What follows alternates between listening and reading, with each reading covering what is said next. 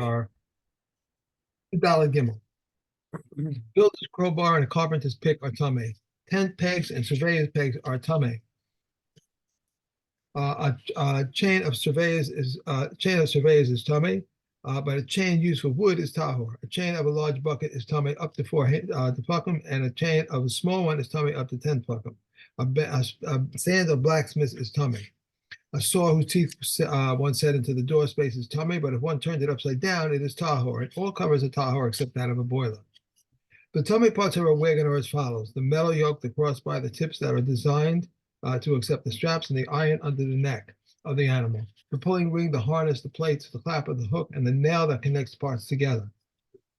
The tahor parts of a wagon are as follows: the yoke that is plated, tips made for ornamentation, tubes that produce sound, the lead spheres on the side of an animal's neck, and the rim of the wheel.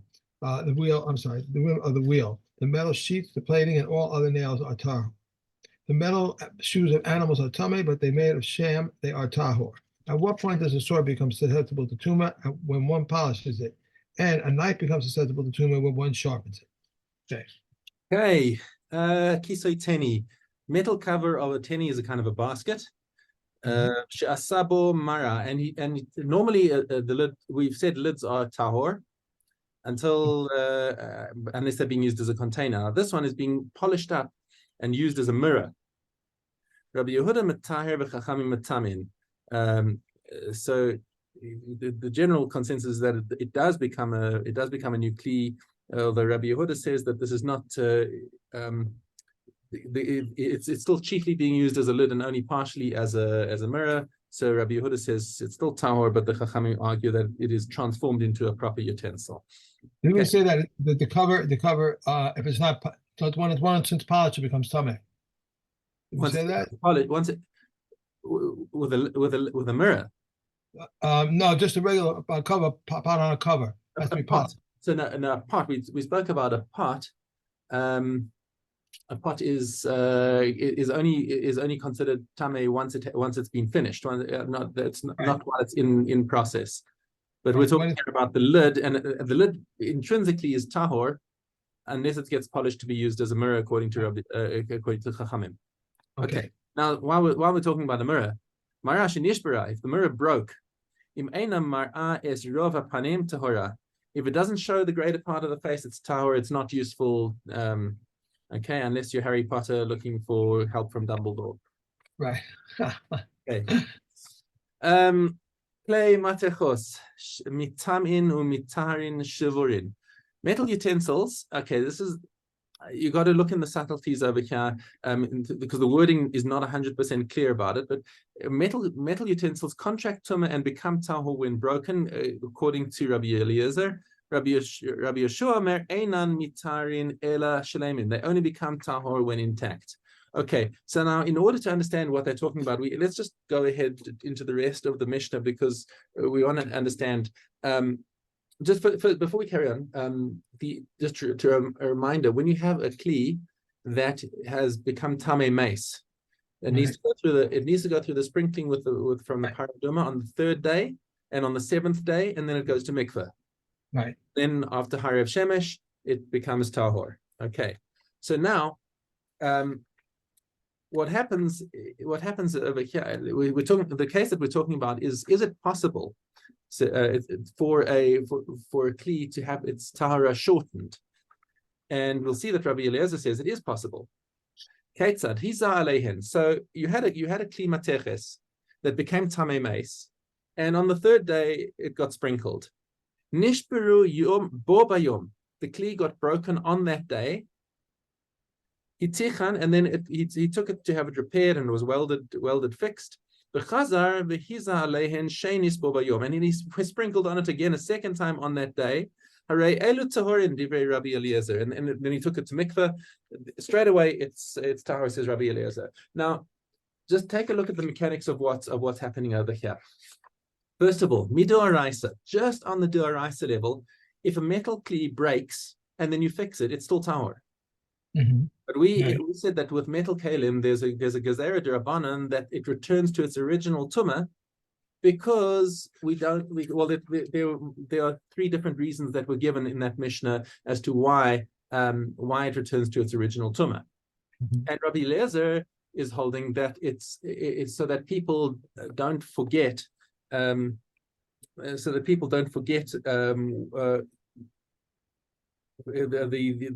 procedure of meichatas and shouldn't fall into disuse. So in that case, says Rabbi Eliezer, as long as you have a total of 2 sprinklings, the meichatas procedure is still being preserved. So really, we know for sure that the kli is tahor, and we're keeping up the form of doing the sprinkling. So even though it got sprinkled after 3 days, and then it broke, and then he sprinkled and he fixed, and then sprinkled it again on that day, it can go to mikvah on that day, says Rabbi Eliezer, because we're keeping form. Rabbi Yeshua, so you can't do that. We have a kli, a metal utensil, and it broke. It broke on the same day that he had it, the 3rd day, let's say, 3rd day. On the third, it has to be on the 3rd day, because everyone agrees that if it broke on that day and he fixed it on that day, it still has to wait 3 days before you can sprinkle it again. Even Rabbi Eliezer will concede that point. He says you've got to have some form. You've got to have some. You've got to have some of the original form of the paraduma. So once you waited the 3 days, and then it breaks. No, you've got some sort of hefsek between the 3rd and the 7th day sprinklings kilo, and Chazal weren't gozer. He says Chazal didn't make a gezerah in this particular situation that you have to wait the full days, the full 4 days in between them, and you'll let them through. Rabbi Yeshua says we don't make it correctly. It broke. We fixed it, and then it has to be sprinkled again. So we sprinkle it. Let's say it's the 4th day now. And now he has to wait. When the 7th day comes, he sprinkles. With them, then 3 days after that, he's going to sprinkle it again to get the 2 sprinkles in. Are you talking about Rabbi Eliezer or Rabbi Yeshua? I'm sure, I think, right? Rabbi Yeshua says, forget about it. The breaking and the fixing. Oh no, Rabbi Eliezer. Rabbi Eliezer is the one who says that first of all, you have to wait 3 days, sprinkle it. If it breaks on that day, or even if it breaks the next day, whatever, any kind of break in between the 3rd day and the 7th day, and it gets fixed, then you can immediately sprinkle it again and take it to mikveh, and then that's fine. Now I suspect the halach is going to follow Rabbi Yeshua. Yes, it does. Okay. All right. Finally today, Mishna Ches, the locking mechanism. Now this is interesting. If the article gives us a nice little insight into how the locks in those days used to work. They're nothing like the locks that we use today. Because it's more like the key is actually used physically to slide the bolt into place. And so so as you see in the picture on 642, you stick the key through the hole and you turn it into 2 little sockets that are made to fit into the keys, the way the key is made. And you actually physically slide the key left or right in order to open the bolt. Okay, now an Arkuva key. This key, you can see 2 different opinions of what an Arkuva key is on 643. Either it's like an L shape or it's a curved shape. And if it's broken, right? Shenishbar mitoch Arkuva. So if it is broken at the angle, it is tahor, because at this point, you can see from the diagram on the bottom right of 643 that if it is broken, the handle it can't be used anymore. There's no way for it to open the lock. So therefore, it is tahor. Rabbi Yehuda disagrees. He says it is still tamei mipnei shehu posech mibifnim, because you could come from the other side. So if you turn the page and see the diagram on 644. That's how Rabbi Yehuda says, no, you could still use this key, stick it in from the to open it from inside, and will still open the lock. Okay. All right. Shel gam. Now, what a gamma key? That's the sort of right angle, which we'd call an L. So an L-shaped key, shenishbar mitoch gumo. If it's broken at the bend of the gamma, in other words, at the corner, that is also tahor, because it cannot be used. Now, a little more of a complicated situation here is hayubo chafin unekavin. If it has teeth and holes. Now, nitlu chafin tamei p'nei nekavin nistamamu nekavin tamei p'nei chafin. So if the teeth were removed, it's still tamei because of the holes, and if the holes were sealed, it's tamei on account of the teeth. Now take a look at that diagram on 647.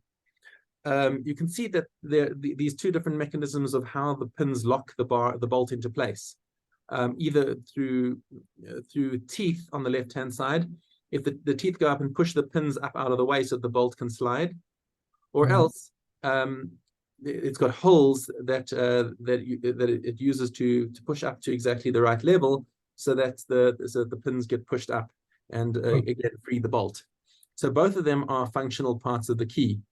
I think this is a theoretical case because I can't imagine why you would have a key that has both, but hypothetically, if you did, then this would work. And the key retains its functionality even if it loses one of its functions. If both of them were lost, the pins were broken and the holes were filled, the teeth at least, or if they broke through one into the other, that's tahor, it's no longer a functional key. Okay. Switch of subject. Now we're talking about a mustard strainer. Okay, so the mustard strainer is just to quickly read the commentary here. It's a metal strainer used in the processing of mustard seeds. Some understand that it was used for separating the seeds from the chaff. Alternatively, it was used to separate the seeds from liquid, and so the holes were even smaller. Now,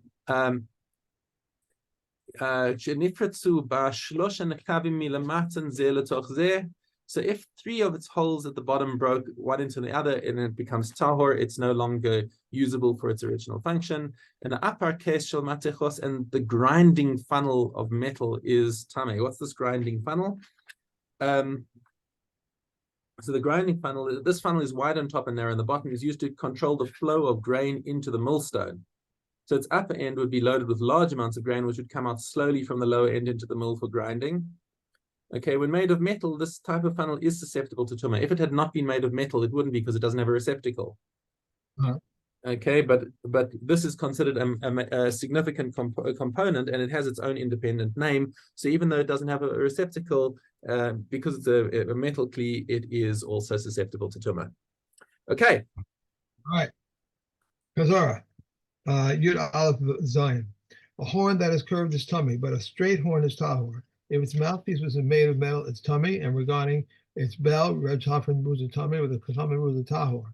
And when they join together, everything is tummy. Similarly, the branches of a candelabra are tahor, but the parak and the base of the candelabra are tummy. And when they are joined together, everything is tummy.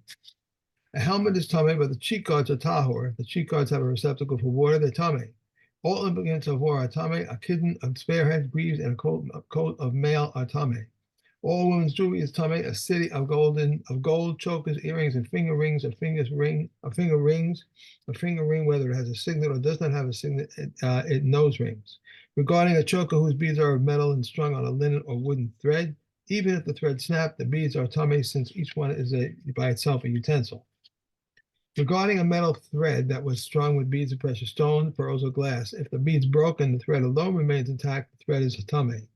The remnant of a choker, the width of a neck size of a young girl, the Reb Elliot says, even if one bead remains, it's tameh, since people hang it around the neck. Okay. One more. You're right. Regarding an earring that is shaped like a pot lower end and like a lentil at its top, and it came apart, the section resembling a pot is tameh because it is essential with a receptacle, and the lentil shaped section is tameh by itself. However, the hook is tahor. An evening that was made like a cluster of grapes and it came apart is tahor. Okay. Keilim. Can I help you over here? What do you want? You want to sit, learn? Okay. All right. The base hay. If there was a katos bird over here and an ola bird over there and an undesignated pair in the middle, and then there flew from the middle pair of the two sides, one bird to this side, one bird to that side, nothing is lost. Rather, he would say this bird which went to the katos should be a katos, and that bird that went to the ola should be an ola. If a pair of birds then return to the center, those in the center must be left to die. Those which remain in the position of the katos should be offered as katos, and those which remain in the position of olos shall be offered as olos. A pair of birds repeated and flew from the center pair to each of the side groups, then all of them must be left to die. One may not bring a turtle doves to be paired, and young pigeons nor young pigeons to be paired with turtle doves. How is this? A woman who's first brought a katos offering with a turtle dove and then brought the ola offering with a young pigeon must repeat and bring the ola with the turtle dove. If the first brought the ola offering with a turtle dove and then brought a katos offering with a young pigeon, she must repeat and bring an ola offering with a young pigeon. Because as I says, we must follow the species of the first offering. A woman who brought a katos offering after childbirth and then died, the heirs must bring her ola offering afterwards. If afterwards she brought her ola offering and then died, the heirs do not bring a katos offering afterwards. Okay. One more. In what cases are the previous things said? With the Kohen who inquires, with the Kohen who does not inquire. If there was one pair of obligatory bird offerings for this woman and one pair for that offering, that one, or two pairs for the woman and two pairs for that one, or three pairs for this woman and three pairs for that one. If he made them all above the red line, half of the mingled offerings are valid, half of them are invalid. If he made them below the red line, half of the mingled offerings are valid and half are invalid. If he made them above the red line and half of them below the red line, of those offerings which were made above the red line, half are valid and half are invalid. And of those offerings which were made below the red line, half are valid and half are invalid. Okay. One more. If one woman has a pair of obligatory offerings, and another woman has two such pairs, and another woman has three such pairs, another one has 10 such pairs, and another one has 100 pairs, if the Kohen made them all above the red line, half of the mingled offerings are valid, half of them are invalid. If he made them all below the red line, half of the mingled offerings are valid, half of them invalid. If he made half of them above and half and the red line and half of them below the red line, the number of pairs of the largest group is valid. This is the rule. Every situation in which you provide the pairs in a way that one woman's bird offerings will not be both above the red line and below the red line, that half of the middle offerings are valid and half of them are invalid. And any situation in which you cannot divide the pairs other than in a way that one woman's bird offerings will be both above the red line and below the red line, then the number of pairs in the largest group is valid. Okay. All right. Chorus. Yud.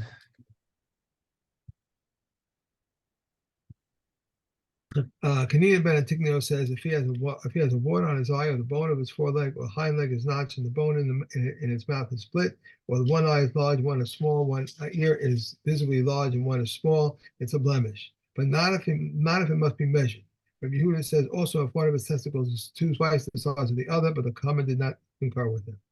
If a calf's tail does not reach the knee joint, the sages say the growth of all calves is in this manner, as long as they grow as they stretch out. Concerning which knee joint they did speak, Keilim ben Antignos said Keilim ben Antignos concerning the knee joint that is in the middle of the thigh. By reason of these blemishes, the Bukor may be slaughtered, and unfit consecrated animals may be redeemed because of them. On account of the following blemishes, one may not slaughter either in the temple or in the provinces. Right? Sorry, I misread it. White flecks or water that are not permanent, or back teeth that were not notched but not uprooted, or an animal that has scabs or wart or boils, or an aged animal, a sick one admitting an offensive odor, and one which has a sin he committed, and that will kill the person by the testimony of one witness, by the confession of the owner, an animal of undetermined gender, or an androgynous animal, one may not slaughter these in the temple or in the provinces. Rabbi Ishmael says there is no blemish greater than this, and the Chachamim say it is not a bechor, and it may be slaughtered, may be sheared and worked with. Okay, Sanhedrin Daled Gimel. Yeah.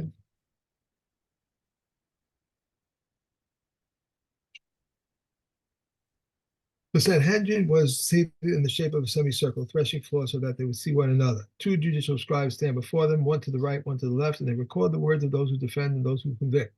Rabbi Yehuda says the three. One records the words of how those who defend, one says the words of those who convict, and the third one records the words of both who defend and who convict. 3 rows of scholars sat before them, each recognizing his place. If they needed to ordain, they ordained from the first row, from the second row, and then moves up to the first. Then the second row then moves up to the first.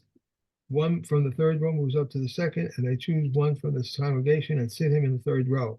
He does not sit in the place of the first, but in the place appropriate to him. How do they admonish the witnesses in capital cases? They admit them and admonish them, saying to them, perhaps what you say is conjecture or hearsay, or testimony from the mouth of another witness, or something you heard from a reliable person, or perhaps you do not realize that we will check you through bribe, inquiry, and examination. Know that capital cases are not like civil cases. In civil cases, a person pays back the money and receives atonement. But in capital cases, his blood and the blood of the descendants are its responsibility until eternity. For so we find when Cain who killed his brother, as it stated, the bloods of your brother cry out. And it does not say the blood of your brother, but the bloods of your brother, his blood and that of his descendants. Alternatively, the bloods of your brother, because his blood was spattered over the trees and stones. Therefore was man created singly to teach you that whoever destroys a single life from Israel, considered by Scripture as if he destroyed an entire world, and that whoever preserves a single life from Israel is considered by Scripture as if he preserved an entire world. Also for the sake of peace among people, so that no man should be able to say to another, my father was greater than yours. And so that the heretics should have no reason to say there are many powers in heaven, only to teach the greatness of the Holy One, blessed is he, for a man mints many coins from one mold, and they all alike. But the King of Kings, the Holy One, blessed is he minted all men from the mold of Adam, and not one is like another. Therefore, everyone is obligated to say, for my sake was the world created. Perhaps you will say what need we have for this trouble, but it already has been stated. And he is a witness to who saw or knew, if he will or not attest. And perhaps you will say, what need we have to incur responsibility for this man's blood? But it already been stated, when the wicked perish, there is no joy. There is what? Okay. No joy? Did I have the right? There is joy. There is joy. You're right. Okay. Yeah. Sorry. Okay. I want to bring that to Gaza. Okay, Sukkah base daled, yeah. This is where that still comes, that one who saves the entire, one person saves the entire world. That's correct. That's correct. Okay, Daled. If one makes a sukkah between the trees serve as its walls, it is valid. Those who engage in the performance of a mitzvah are exempt from the mitzvah of sukkah, and ill people in their attendance are exempt from the mitzvah of sukkah. We may eat and drink casually outside the sukkah. Once they brought Rabbi Yochanan ben Zakkai some cooked food to taste, ate it outside the sukkah, and did not recite the benediction after it. Rabbi Eliezer says a man is obligated to eat 14 meals in the sukkah, one each day and one each night. The compensated matter is no fixed obligation, except for the night of the fresh Yom Tov of the festival only. Rabbi Eliezer further stated, whoever did not eat in the sukkah on the night of the first Yom Tov, and compensated for the night of the last Yom Tov. But the compensated matter has no compensation. About this matter, it said, a twisted thing cannot be made straight, and what is not there cannot be numbered. Okay. One more. But oh yes, okay, that's great. Person who has had No, that's it. That's it. Up to we're done there. Now we're on to brachas. 7. Okay, base 12. Here we go. He bathed on the first night following the death of his wife. The disciples said to No, him, we're did you talking not about this is Zion. We want when his slave died. Probably a slave died, he accepted condolences for him. His disciples said to him, have you not taught us, our rabbi, that one does not accept condolences for slaves? He said to them, my slave Tubby was not like the rest of the slaves. He is a worthy kosher person. A bridegroom may recite the Shema on the first night if he wants to. Rabbi Gamil said, not everyone who wishes to may assume. Anyone who wishes to assume the name may assume it. One whose dead lies before him is exempt from reading the Shema, and from tefillah, and from tefillah. All pallbearers and their replacements and the replacements of the replacements who are going before the coffin, and those coming after the coffin, those who are needed for the coffin, those exempt, and those who are not are obligated. These and those who are exempt from tefillah. Okay, that's it. One thing